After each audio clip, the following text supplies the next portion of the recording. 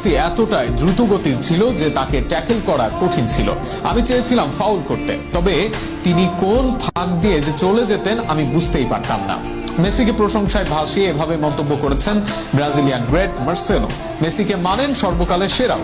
এই রিয়াল মাদ্রিদের সাবেক তারকার মেসি সম্পর্কে বক্তব্য নিয়ে আরো বিস্তারিত শুনুন প্রতিবেদনে। লিওনেল মেসি এমন এক ফুটবলার যাকে একদিনের জন্য বাদ দিয়ে ফুটবলের আলোচনা করা কঠিন। তার সবচেয়ে বড় প্রতিদ্বন্দ্বীরাও তাকে মানেন বেস্ট অফ অল টাইম হিসাবে। কেউ কেউ মুগ্ধ তাকে নিয়ে, আবার অনেকে তো বিরক্ত এই ভেবে যে একজন ফুটবলার এতটাই নিখুঁত কিভাবে হয়। আর সেই ক্যাটাগরিরই একজন ব্রাজিলের মাদ্রিদ কিংবদন্তি মার্সেলো। লিওনেল মেসিকে তিনি ব্যাখ্যা করেছেন অসাধারণ ভাবে। মাদ্রিদের ইতিহাসের অন্যতম সেরা এই কিংবদন্তি নিজেই ছিলেন মাঠের অলরাউন্ডার। হ্যাটার্সবিহীন এই তারকার চোখে মেসি ছিলেন গতিসম্পন্ন, ধরাছোঁয়ার বাহিরের একজন। রিয়ালের সাবেক এই লেফট ব্যাক সম্প্রতি লা রেভুলেতাকে দেওয়া সাক্ষাৎকারে বলেন, আমি তার অনেক প্রশংসা করি, সে একটা পাগল, সে অবিশ্বাস্য।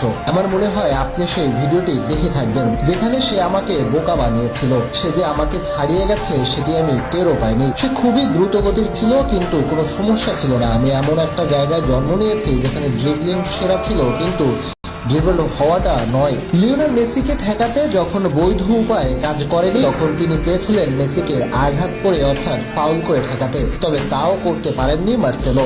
সেই সম্পর্কে মার্সেলো যোগ করেন, কিন্তু মেসির সঙ্গে সমস্যাটা হচ্ছে আমি তাকে মারতে চেয়েছিলাম, কিন্তু আমি তার লাগাল পাইনি। রিয়াল মাদ্রিদে ক্রিস্টিয়ানো রোনালদোর সঙ্গে দারুণ বন্ধুত্ব ছিল মার্সেলোর, তাই স্বাভাবিকভাবে সর্বকালের সেরার প্রশ্নে রোনালদোর দাবির প্রশ্নটিও সামনে এলো।